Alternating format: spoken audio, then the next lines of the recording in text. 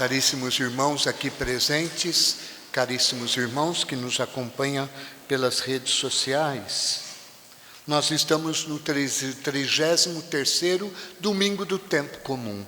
Já estamos terminando o ano ordinário, né? O tempo comum. Semana que vem celebraremos Cristo Rei e terminaremos o tempo litúrgico. Esse ano nós estudamos o Evangelho de São Lucas, né? Então estamos terminando. Logo no primeiro domingo do Advento já teremos outro Evangelho em tona, né? Que é um de Mateus. Mas é importante sempre meditarmos a palavra. É interessante porque esta liturgia, houve muitas especulações a respeito desta palavra, e ainda até hoje, né, quando se fala de guerra, de fim de mundo, de destruição, né, a gente até comenta, o mundo está acabando, né? Quem somos nós, irmãos, para dizermos isto, né? Mesmo quando acontecem atrocidades, né? Existiu sempre e vai existir sempre no mundo, né? E elas são necessárias, é verdade. Mas o Senhor nos convida de verdade, esta liturgia, embora pareça algo terrível, não é. Nós precisamos aprender a entender a leitura apocalíptica, que é, no fundo, uma leitura que nos chama à esperança, a confiar, a acreditar no Senhor, a esperar a novidade que vem de Deus. O cristão, ele não caminha segundo as coisas e os critérios mundanos. Nós sabemos aqui que as coisas passam, né? Nós estamos passando, vai caindo o cabelo, vai ficando velho, né? Vai aguentando as dores daqui, dali, né? Vai aparecendo tudo isto. Isso significa o quê? Um sintoma. Você já está chegando perto do momento. Então esse momento nos convida ao quê? A estarmos mais vigilantes, a estarmos de verdade, irmãos, preparados, voltados para Deus, para aquilo que não termina, porque as outras coisas, as coisas do mundo acabam. Aqui não se trata de fazer drama, né? O mundo vai acabar. Isso, ninguém de nós, o mundo talvez acabe, nunca acabe. Acabe para quem passou, né? Nós estamos vivendo. Daqui a pouco nós vamos, né, morrer, tá? Mas a aclamação do Evangelho, ela convida a essa esperança. A aclamação do Evangelho canta assim: levantai vossa cabeça e olhai, pois a vossa redenção se aproxima. Quem que é a redenção? É Cristo, irmãos. Cristo veio ao mundo para quê? Para trazer a justiça de Deus para cada um de nós. Qual foi a justiça de Deus para mim e para vocês? Qual foi? Deus pegou cada um de vocês e enforcou vocês e disse: você tem que pagar pelos pecados que você cometeu? Não.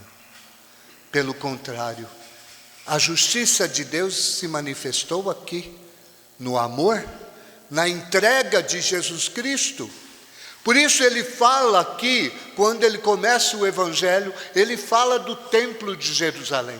Vocês sabem uma curiosidade, o templo de Jerusalém era algo tão grandioso, que era maior do que todas as obras romanas, e ficava lá em Jerusalém, né?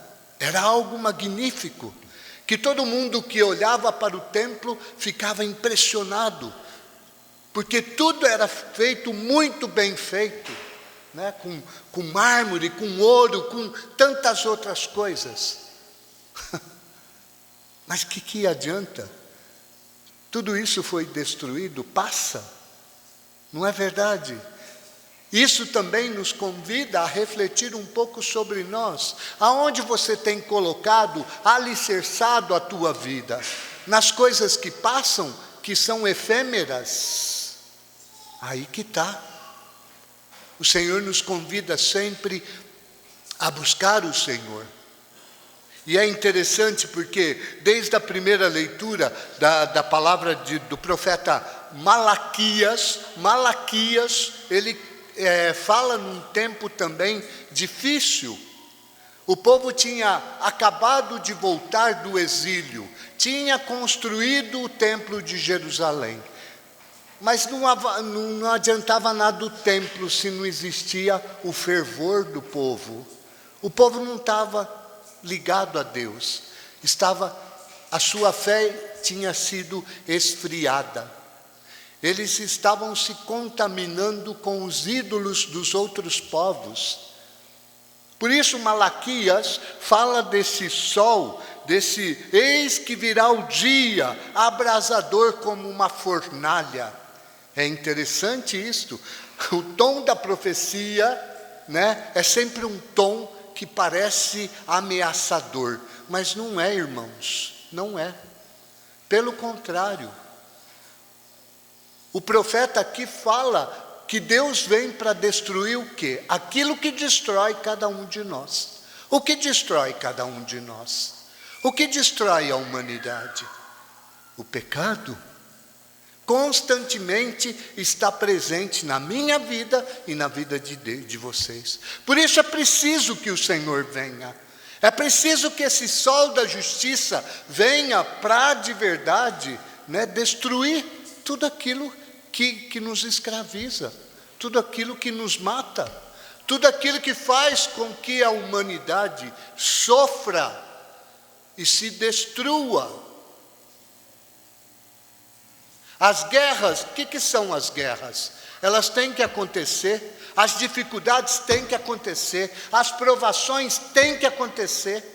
É interessante, Quando aconteceu este ano, lá no Paraná, naquela cidadezinha, que aconteceu o furacão lá e destruiu as casas, destruiu e morreu algumas pessoas, muitos ficaram desabrigados.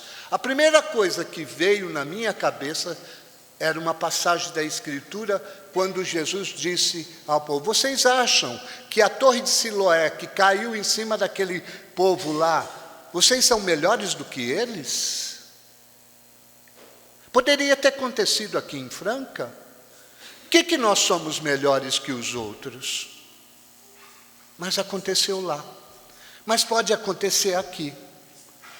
Muitas vezes, irmãos, a gente coloca a nossa segurança naquilo que é efêmero, naquilo que passa, no nosso conforto, no nosso bem-estar, nas nossas seguranças. Mas isso, irmãos, vai acabar. O que adianta você achar que a tua vida vai você será feliz se tiver um corpo atlético? Você pode ir na academia, é importante ir na academia? É. Mas o mundo em que nós vivemos é um mundo que fala do culto do corpo. O que adianta uma pessoa fazer um culto do corpo, sendo que de repente, de uma hora para outra, ele pode pegar um câncer? E o que adianta o culto do corpo? O que adianta você, às vezes, buscar tantos prazeres da vida, se de repente Deus, na hora da provação, te destrói, te derruba? E você coloca a segurança nisso, e isso vai te trazer o quê? Uma tremenda tristeza, uma tremenda angústia. Tem muita gente que vive assim, angustiado. Por quê? Porque Deus permitiu certos acontecimentos na sua vida. E na vida de todo mundo Deus permite. Para quê? Para matar? Para destruir? Não, irmãos. Mas para que a cada dia nós deixemos de confiar em nós mesmos, mas confiemos na graça dEle, no amor dEle. É interessante que esta profecia, porque Jesus aqui agiu como profeta, ele falou da destruição do templo, e aconteceu a destruição do templo no ano 70 depois de Cristo. E logo após a destruição do templo, começou também o quê? A perseguição contra os cristãos. Quando Nero colocou fogo em Roma, e aí começou a perseguição aos cristãos. E aí foi. Jesus adverte os cristãos, adverte cada um de nós, porque mesmo hoje ainda, existe uma perseguição ao cristianismo, ou sobretudo aos ensinamentos que a igreja coloca, até aqui no nosso país, até no mundo de hoje, né? E quantas especulações se fazem a respeito disso? O Papa anuncia uma coisa lá no Vaticano, pronto, né? Tem os experts na rede social que começa a falar asneira, besteira. E quanto do nosso povo vai atrás disso? E às vezes fica até com raiva, com ódio do Papa, porque imagina. É estúpido. É pessoas que na verdade se deixam levar por aqueles que não conhecem as coisas. E é importante, irmãos, termos discernimento para podermos de verdade nos apoiar naquilo que é verdadeiro, naquilo que faz com que você subsista. O Evangelho de hoje termina assim: é permanecendo firmes que ireis ganhar a vida. Por isso, não deixemos que estas coisas abalem nossa vida, né? Tem uma leitura na Escritura que eu sempre uso, às vezes nos casamentos, né? Que diz assim: nem todo aquele que diz Senhor, Senhor entrará no reino dos céus, mas aquele que pratica a palavra do Senhor. É como um homem que construiu sua casa sobre a rocha. Quem é a rocha? Cristo. Se eu construo nesta aqui, e esta é a verdadeira rocha, a cruz de Cristo. Porque foi através da cruz, irmãos, que Cristo venceu o mal. A justiça de Deus se manifestou aqui, e se manifesta aqui, para salvar a humanidade inteira. Por isso eu não tenho que ter medo da cruz. Se eu confio em Cristo, nada pode abalar a minha vida. Espero que Deus nos ajude de verdade a entender que tudo que acontece na nossa vida, Deus os permite para a nossa conversão. Até aquelas coisas que nós não gostamos, mas que são necessárias, né? As provações, as dificuldades, as dores, as enfermidades, né? As provas que Ele coloca, né? Quando desinstala cada um de nós, né? De repente a gente gosta muito de ficar confortável, né? De ter tranquilidade, de não ter problema, né? De ter as nossas seguranças e viver uma vida no bem-estar. É isso que a gente almeja, né? A gente sempre almeja isso, bem-estar, não ter problema, Senhor. Mas, irmãos, são os problemas que nos ajudam a crescer, a amadurecer. E a de verdade entender que a nossa vida não é para aqui. A nossa vida é para o Senhor. E para acontecer, termina a minha homilia, para acontecer a vida nova, nós temos que abandonar a vida velha, né? Para acontecer o novo nascimento, aqui, para nascer o cristianismo, o que teve que acontecer? Teve que derrubar o templo, porque o templo, na verdade, havia os sacrifícios de animais, e aquele templo, Jesus pegou o chicote e mandou todo mundo para fora e disse: não façais da casa do meu pai uma casa de comércio. Leitura de domingo passado.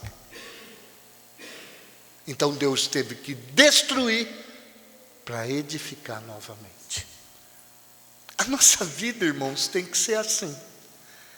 Porque às vezes a gente constrói a vida com coisas que, na verdade, não subsiste. Não subsiste. Então Deus tem que destruir para Ele, né, construir novamente. Deixemos que o Senhor nos molde.